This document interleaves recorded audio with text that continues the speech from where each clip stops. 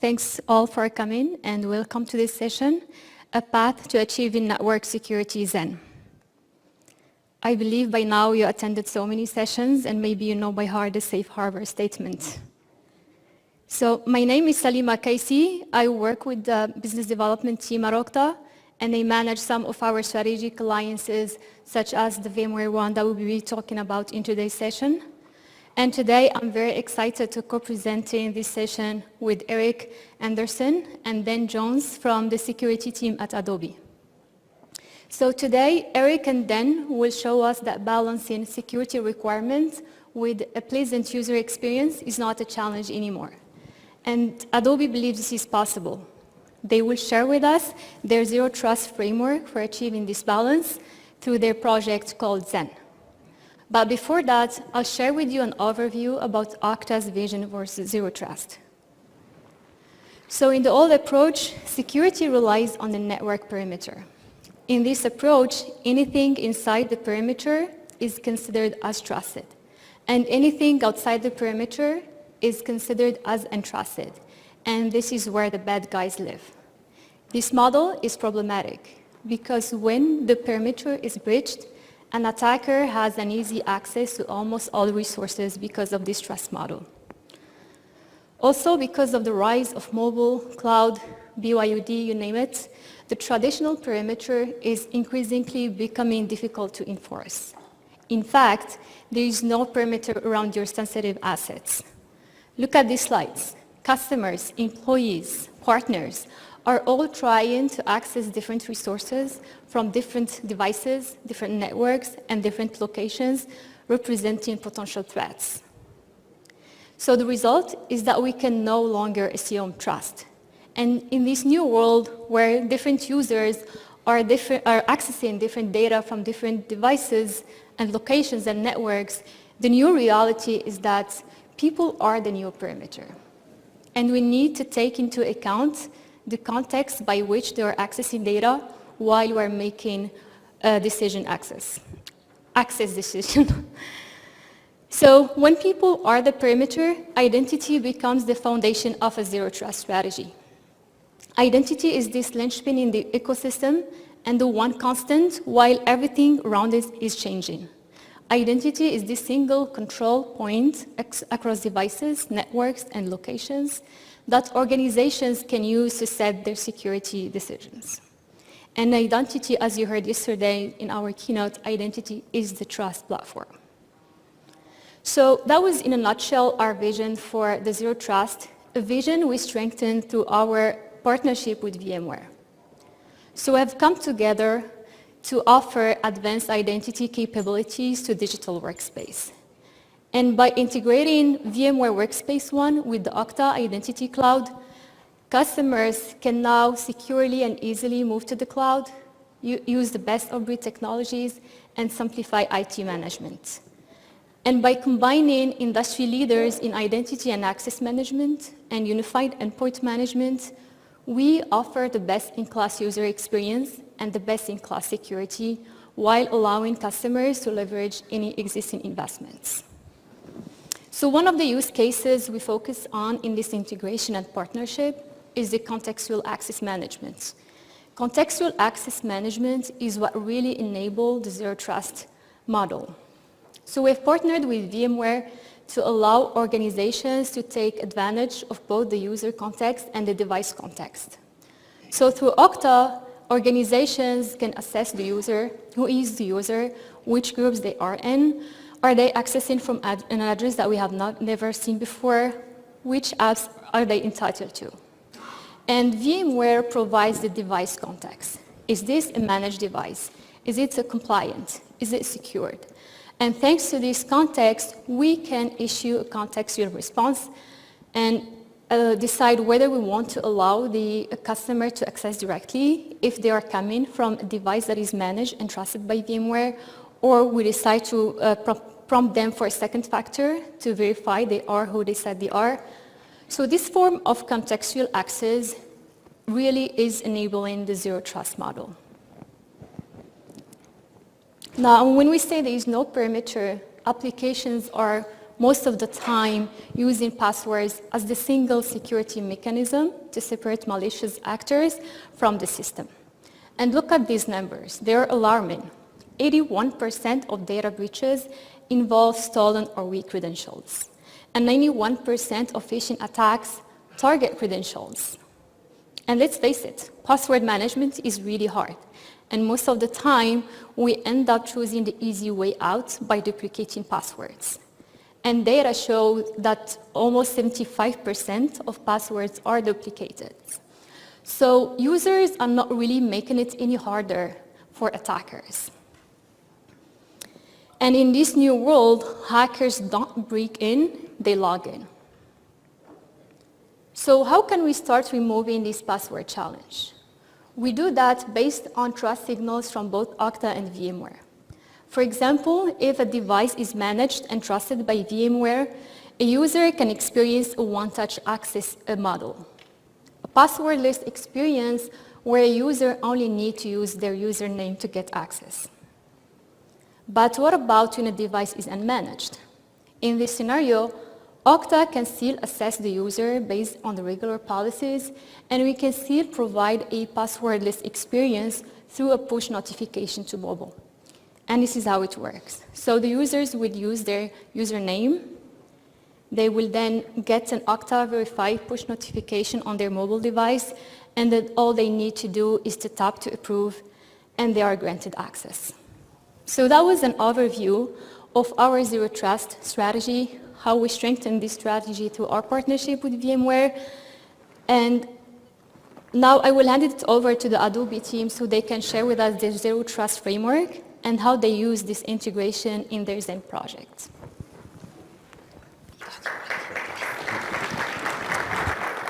Hello. Hey folks, so I'm Dan Jones, Director of Enterprise Security for Adobe. We're privileged to be here, and we thank Okta for inviting us. We look at Zero Trust similar to this, and we've partnered with Okta and VMware along this journey. And where I'll say similar, you'll see some differences in the slides that we'll share. So that safe harbor statement usually applies to things that are in the future. So we'll share things that we've done, delivered, got some war stories about, and happy to share with everyone else. And the other thing we'd love to share is we do have open positions to join our team. We're looking for a lead security architect, so a shameless plug for that. And then we're also looking for someone to join our security intelligence team. So if machine learning and UBA is a big thing, then Eric's looking for someone in that space. So let's jump in. And so we'll explain a little bit about our view of Zero Trust, because I think everyone has a different perspective, and our one's a little quirk here. As we like to say, it's Adobe, so we'll do it the Adobe way, right? So throughout history, we've always ignored the device. We've always said, hey, I'll let you log in, you'll do an authentication, and then I'll trust that that's you. The problem is you're coming in from 5 devices, and all devices are different from a security posture. And we ignored the device context, and we knew that was an issue. We also knew the perimeter was not safe. And for years, we've always said, just because you're inside the corporate network, it doesn't mean you're safe. It actually might be safer at home because your home may be less of a target. But your corporate identity is a huge target, depending on the company and the industry you're in. And at that point, we also look at the tactics and techniques of the attackers. And it was years and years ago they'd brute force attack, and they would try and get your account that way. And for some reason, the industry thought, well, let's change your password every 90 days because we don't have any knowledge whether you were attacked or not, so that's the longest they'll have your account. So this whole thing changed when that was no longer how we were being attacked and we're just being socially engineered. So we recognize, this is a big thing for us. This is really what was important. But let's define it. I mean, it's really the same how you hear Okta describe it. The security boundary has evolved. The authentication should be based on the user and device posture. And then we don't trust any network. In fact, could you imagine a day where your office networks were just like Starbucks?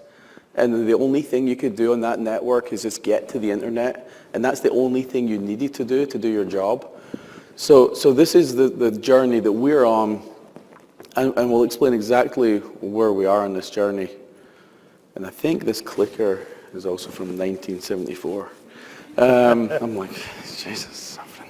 Right, so you take the perimeter. So we've done this talk a few times, and we've always been questioned, well, wait a minute, are you getting rid of firewalls? Nope, we still have firewalls. They're still at the egress points. But what we're really doing is we're taking the application and we're making it internet accessible. So those are legacy apps that are on-premise, and now you can get to them without the need to VPN in. So we've changed that security boundary. And then, as I mentioned, the authentication is based on user and device. So we'll explain a little bit more when the smart people come up, then they'll explain more. So the purpose for us, if you can imagine, we're talking to our C-levels and our board, and we're trying to explain this idea and this concept. We want to turn all the internal apps into a cloud-like state. We want to tell the users they no longer need to use VPN. And secure network level access based on device and user posture. So those are three big things. And what was really funny is the architect who sold me on the vision a few years ago, he listed 20 big things. And I was like, there's no way I can boil this down to an executive and say there's 20 wins. But if you look at the SANS top 20, we're covering 8 of the top 20 just by doing this one program. But I never had to once go to my boss and say, hey, we're doing the SANS thing, because that never goes down well. And then before we hand over to Eric, I want to talk about leveraging existing investments. This is really, really important to us. So if you're an Okta customer today, or you're thinking about becoming one, and this zero trust thing is really attractive to you, we can tell you that because we were an Okta customer, because we were a VMware customer, and because we were an F5 customer and a Splunk customer, all we had to do was talk to these companies and say, hey, do you want to work together with us on this? So the first to bat was Okta and VMware, and their engineering teams come in to help us connect these things together so that we could use VMware to get the device context, and we could use Okta to use that information and get the user context. So when you think about cost of this, I know you may have read about Google's Beyond Corp, and they're 7 years in, and they're millions of dollars. We are 1 year in on production, and we're $240,000, and we increased our staff by 1. So to say you cannot do it, or to say it's hard, I think maybe you're thinking about it another way. But we done it in less than $250,000 in 1 year, and we had 1 more person join the team. So I kind of step back at that, and as Eric tells you how we done it, and then at the end we'll share a little bit more details, you realize that it's not a real big stretch to get there. And we hear people talking about passwordless. Well, we're using certs instead of passwords. So this week with our security intelligence team, we've removed the need to change your passwords every 90 days for 16,000 people. So 16,000 people times every 90 days, 15 minutes of frustration and hitting your head off a wall. We got about 46,000 hours of savings, or employee frustration is what I like to think of it as. So it's possible if you've got investments. It doesn't matter who your EDR is. It doesn't matter who your MDM solution is. You can connect these things. So I'm going to hand over to Eric, and he'll explain the magic. I'll try. Thank you, everybody. I'm going to attempt to show you some architecture designs on how we implemented it. The first one I'm going to show you is our implementation for applications that are on-premise and exposing them through the proxy. And I'd like to walk you through and kind of give you a chance to take a look at it. We're going to start on the left side looking at the users, and as Den described, all of our users have VMware's AirWatch installed on their managed devices. And with the AirWatch product, we're able to push down a ZEN certificate that has a footprint of the device itself and is also associated with that username. And for the applications that are exposed out through the proxy, when they go to those URLs, which are exposed through a DNS proxy, so they go to the same URL they would whether they're on-premise or sitting at Starbucks, It will walk them through the access policy engine, which is using F5 and their APMs, and it will check to see if a ZEN certificate exists on their system. If it doesn't, it will just automatically say you don't have access, you need to be on premise to access this without a ZEN certificate. At least that's how our initial rollout has been. If we do detect the ZEN certificate on your machine, it will then walk you through an Okta login process. And as Den had described with Okta, what we've done is we've leveraged the, the Okta dynamic identity engine to come in and say, hey, there's a cert here, we're going to hand it off to VIDM, which is the VMware Identity Management tool, and it will use the ZEN certificate as the replacement for username and password. And as part of that process going through VIDM, it does reach out to AirWatch, checks to see if the device is compliant, and that's where it ties into what we were talking a little bit earlier about with Splunk and the security intelligence team. We're looking at user behavior and user logs and authentication logs, and we will set the compliant flag in AirWatch based on what we see in the patterns and usage of the users. So assuming that the device is set as compliant, VIDM will create a SAML response, go back to Okta, and then prompt them for the MFA, and then they can continue in and go on their merry way with the application. So the second one I wanted to show you, this next one is the same workflow, but it's showing just the regular authentication flow. So whether the application is on-premise and going through the proxy, or if this is a SaaS-based application, we're using the same workflow, where we have the AirWatch installed on the same device. In this case, they will hit the application URL, so say it's Workday or Concur or other applications we're all used to. That will go to Okta, and then Okta will initiate the same authentication workflow. It will hand it off to VIDM. It will verify if there's a ZEN certificate. If it's present, it will use that for authentication. But the difference here is if there is no ZEN certificate, it will fall back to normal Okta authentication. So it'll fall back if it doesn't see the cert and prompt you for the good old-fashioned username and password before it lets you go in and then do the MFA prompt.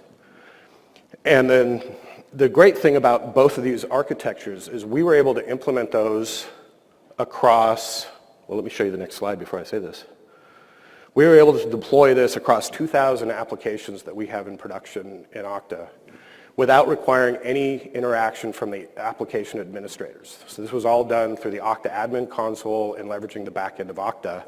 So we were able to take these applications along for the ride, and now it's the default workflow. Any application that's a SaaS-based, they're onboarded through this ZEN process. And as you can see, we've got over 42,000 devices set up using AirWatch and managed devices with over 30 applications that we've exposed through this proxy process. The Trust Score engine we touched on a little bit. That's an engine that we have a security intelligence team that's analyzing logs through Splunk, through machine learning, and taking that intelligence and reaching out to customers, much like you've probably seen when you log into Yahoo or other apps and it says, hey, is this you? Have you done this before? We're doing that very same thing internally, looking at behavior across different types of applications. And we then will feed that back into AirWatch to help define and set compliance flags. And what our hope is that as we develop that and make it and get deeper and further into our project here, our version 2.0, so to speak, we'll be able to then start dialing up the trust of different applications. So based on the trust score of your device, maybe the restrictiveness of an application, or we can then decide that based on your device score, we're not going to let you in this device. And then we're also obviously partnering with Okta and leveraging their capabilities to augment and take advantage of what they can see. And so I thought I'd show you real quick. Here's an example of what a user experience is for a compliant device, and this is going to our internal wiki. But imagine you're sitting at a Starbucks. Can you be in Pete's? Excuse me? Pete's okay. Pete's. That's good too, right? Pizza's okay. I'll take it. Just in case. So we're showing you the certificate here is installed. Through AirWatch, we have pushed down a little bit of code to suppress the certificate for the user, but here we wanted to show that it's being presented. But the user, when they're in a typical usage, does not see it. And here you see VMware VIDM is validating the certificate.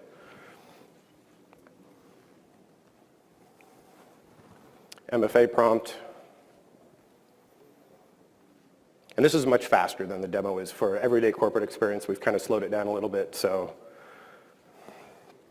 you can see it. And then now they're in the wiki just like they would be whether they were sitting at their desk in the office. And then I can show you, the last demo we've got is a non-compliant device. So this is the experience of the same person sitting at Starbucks, or Pete's, if it's got to be Pete's. And their device does not have the ZEN certificate. And they're trying to get to the same site.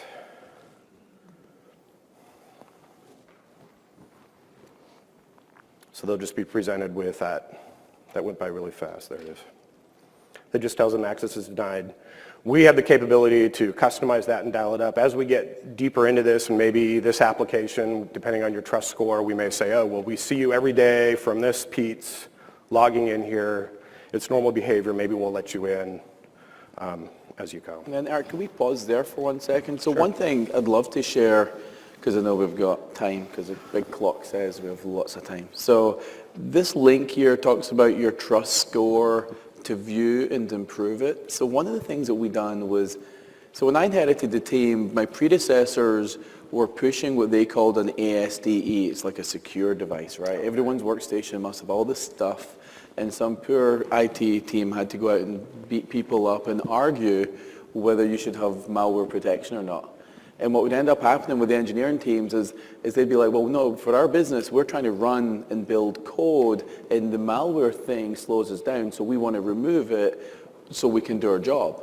And the problem is with that argument, it was a circular argument of VP, VP, VP, and then in the end, the IT guy would get told to take it off, and then they'd go on their merry way.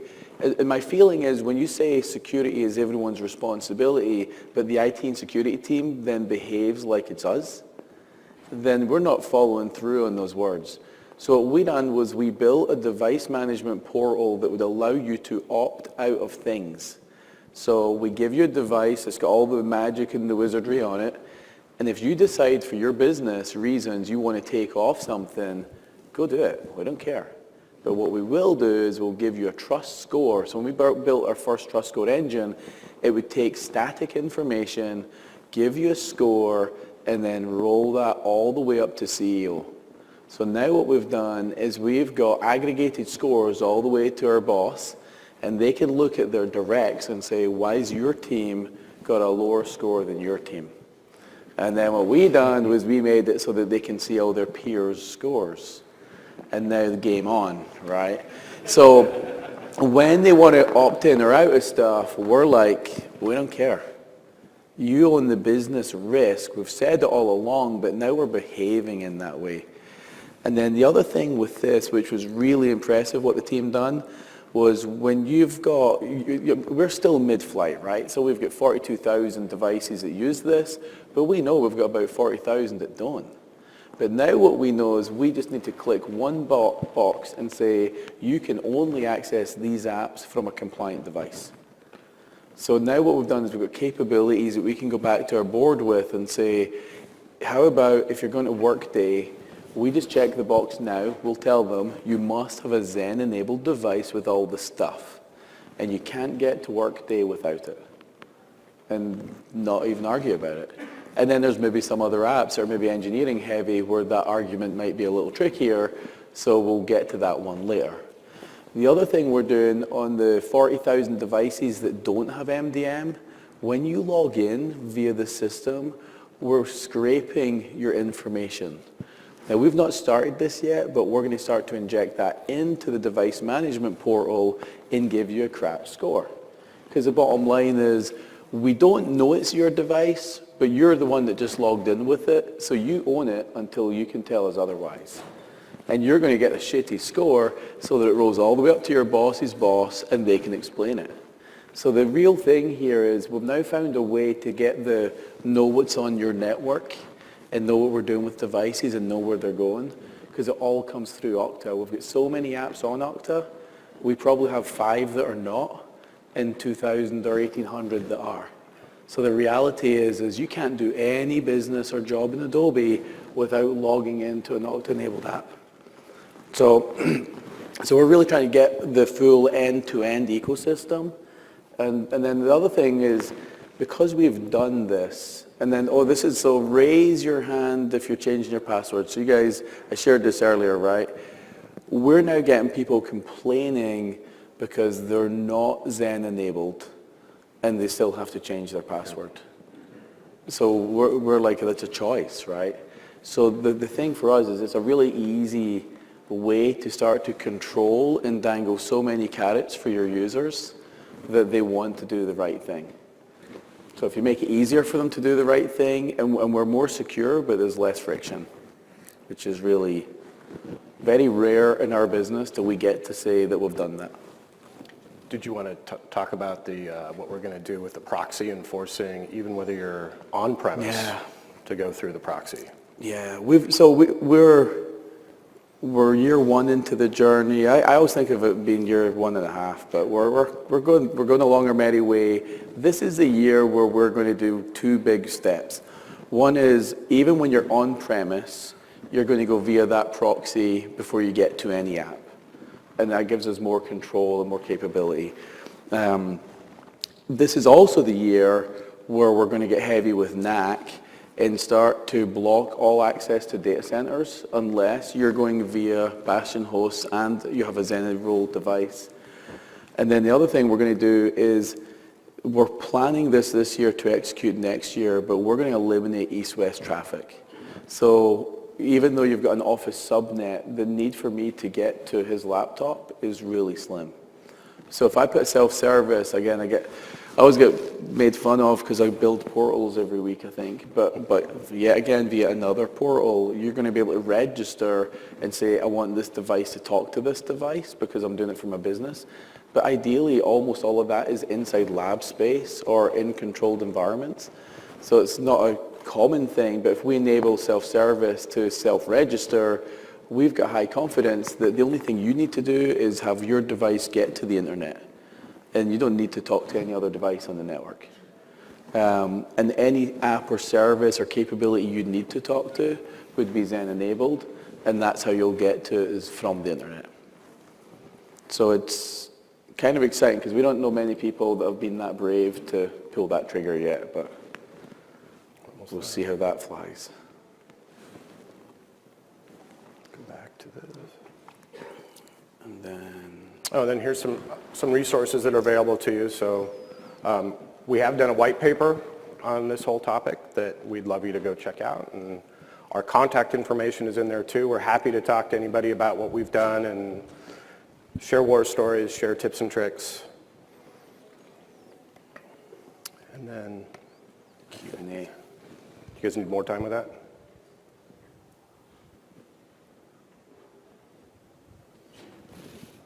All right. There you go. I'm going to hand it back to Celine to wrap it up. Thank you very much, Eric and Ben. So last year in Oktane, we announced the partnership with VMware. And since that, not only we shipped to production all what we promised, but we also had customers that already deployed that, such as Adobe, and we're very excited about that.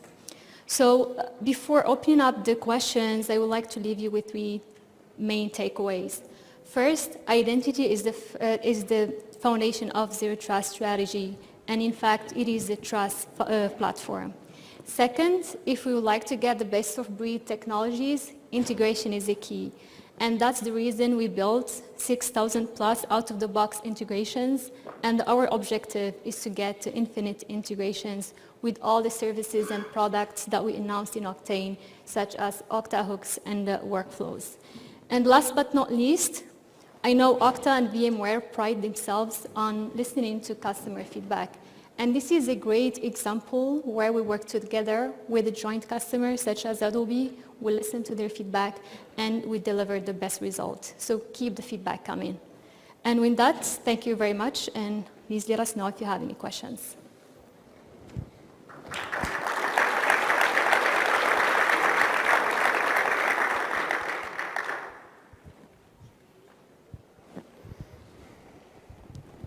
Thank you. Quick question. What are you using to get that score, that risk score for each device? Is it only AirWatch or is it something else or besides that? Right now, the device trust score is based on whether you have things like Carbon Black installed, or if you have obviously AirWatch, Carbon Black, and a couple other little pieces it's looking for. We're kind of in the infancy state, and it's more of a binary at this point, where it's low, medium, or high, depending on what you've got. How do we check inside? So we're looking at, AirWatch can provide us information, as well as Carbon Black can provide us information on the device itself.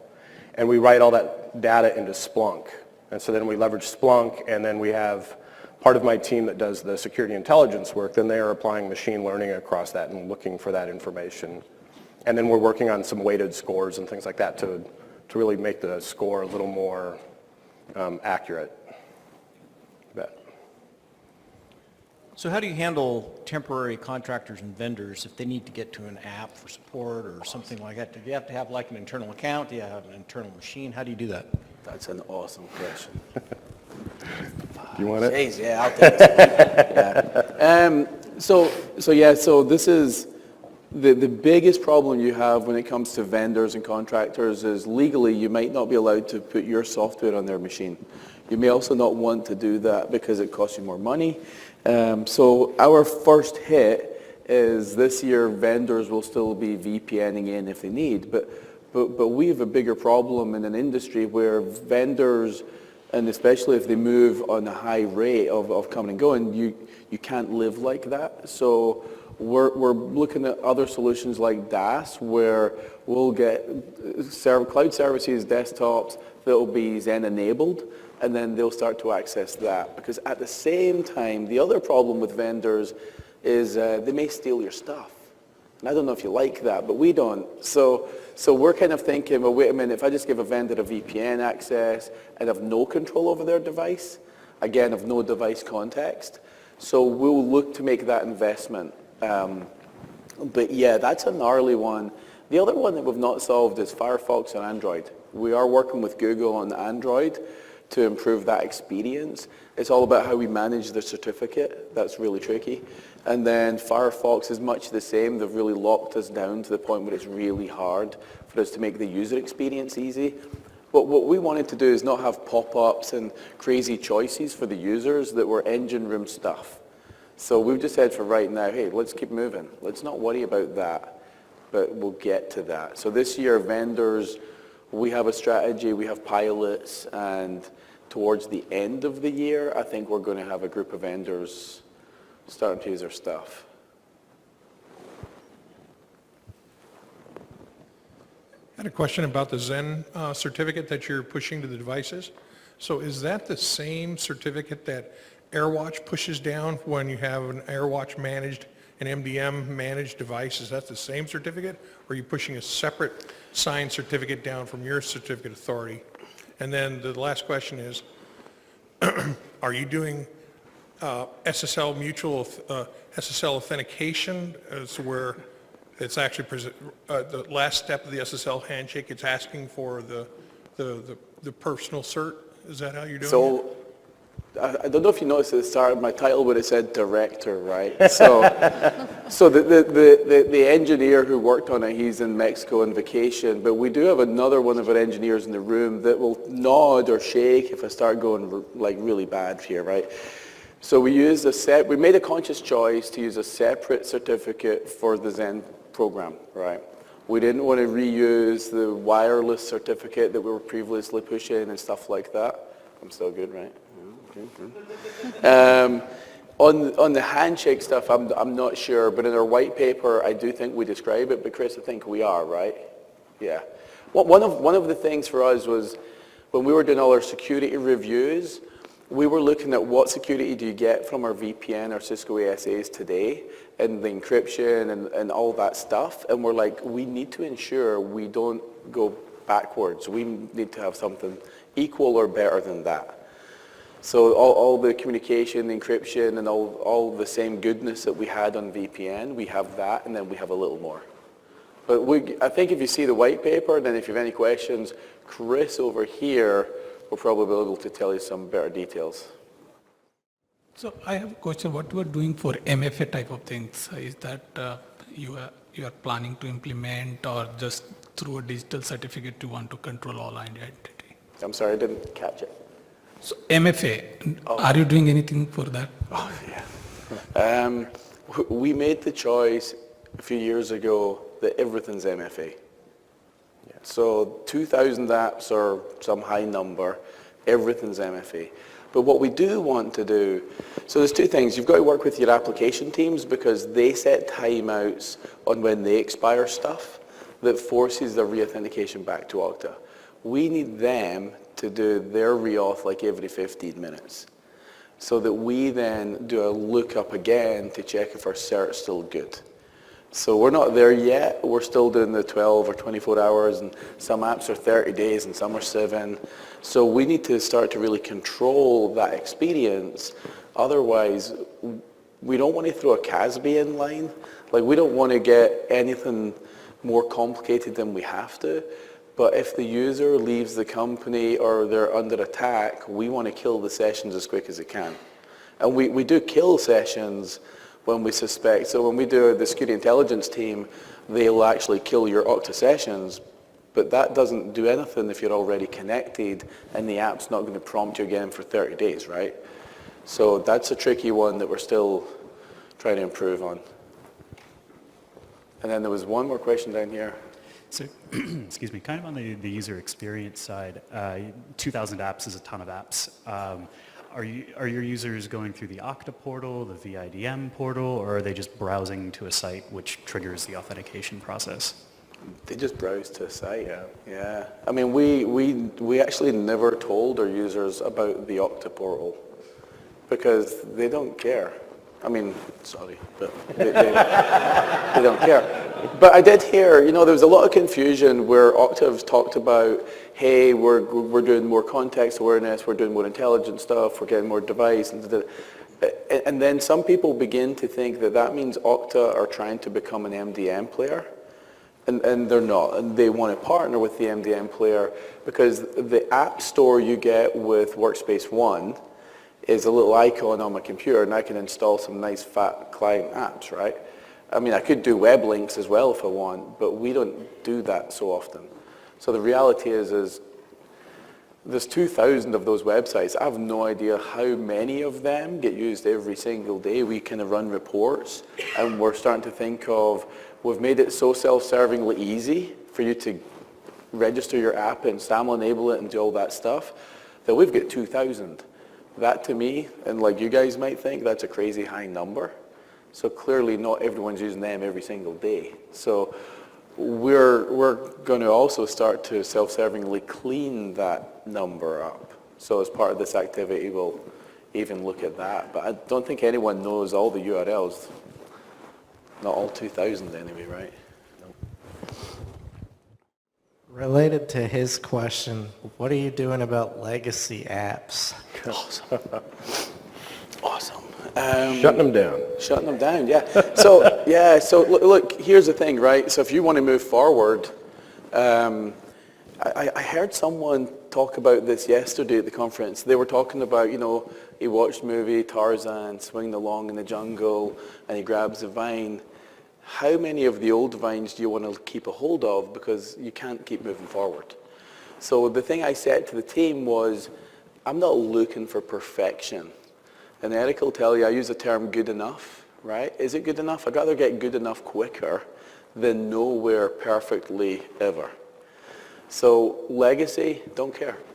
But we are meeting with the RSA team about their Archer program and telling them we're not impressed with their authentication, and we do beat people up that still want to use legacy auth protocols and stuff like that. So we're not slowing down our ZEN thing, but we know we need to whitelist access to those things from within the firewall until they're gone. Now, we might work with the Okta stuff as they announce some products that you could take advantage of that cover that space. So that's another option. Does that factor into the scoring that you guys use? So like if someone's using a really old app that uses insecure protocols, does that lower their score? Not yet. It will. It will in the Yeah, future. it will. Yeah. That's on the roadmap, yeah. Yeah. for sure. So also the never change your password again unless compromised indicator, we only selected 16,000 people for a reason. 4,000 of the other people still have access to a directory that, see, we use SailPoint to replicate when you change your password, and we don't trust their directory. Not because it's not our team that runs it, that would be mean, but it's because we don't trust that their directory is secure. We think it is, but the problem being is they are using their passwords on a regular basis, so we no longer trust passwords.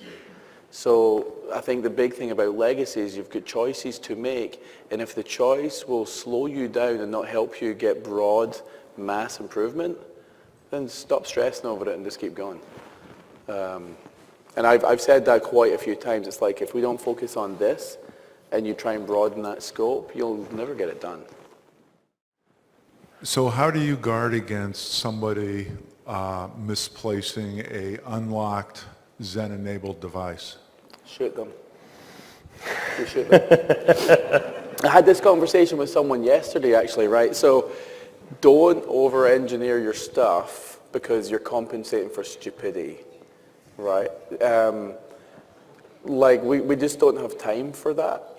We assume that'll happen. The one thing that's interesting, we met with our security team a lot, right? So we've got pen tests and bug bounties, and our ZEN platform has been tested as much as possible. And the interesting thing on their findings was, well, if I get Mimikatz on your box and you leave your phone unlocked, and let's say they're going after Brad and they get his PIN, I'm like, holy shit.